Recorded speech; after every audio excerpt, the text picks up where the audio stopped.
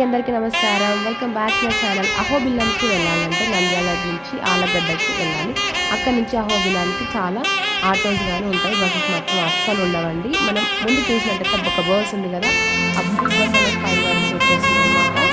So మనం వెళ్ళిన temple దర్శనం చేసుకుంటామంటే స్ట్రైట్ ట్రెక్కింగ్ ప్రాసెస్ అండి. హోల్ మొత్తం మనకి నరసింహస్వామి 7 రూపాయలు ఉంటాయన్నమాట.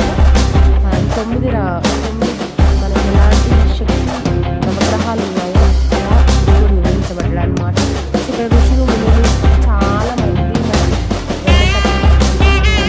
చాలా మంది నరసింహస్వామి ఈయన ఎక్కడ ఉంటాడు, ఒక 6 కిలోమీటర్స్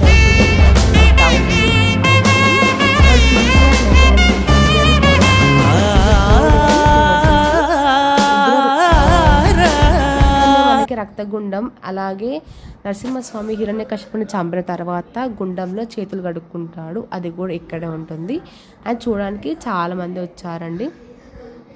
సో అక్కడ బ్రాహ్మణులు ఇంకా వేరే వాళ్ళు కూడా నివసిస్తూ ఉంటారు. గుడి కాపలదారుడు అనమాట. సో హోల్ గ్రీనరీ ఫారెస్ట్, అక్కడ పుల్లు సింహాలు తిరుగుతున్నాయి అనేసి అక్కడున్న చిన్న బాబాలు చెప్తూ ఉంటారు. సో ఏం అనవని చెప్తుంటారు.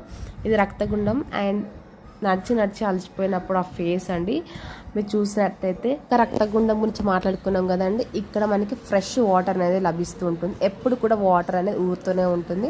మాకు వాటర్ లేనప్పుడు ఆ వాటర్ ఇచ్చారు అక్కడ ఉన్న వాళ్ళు.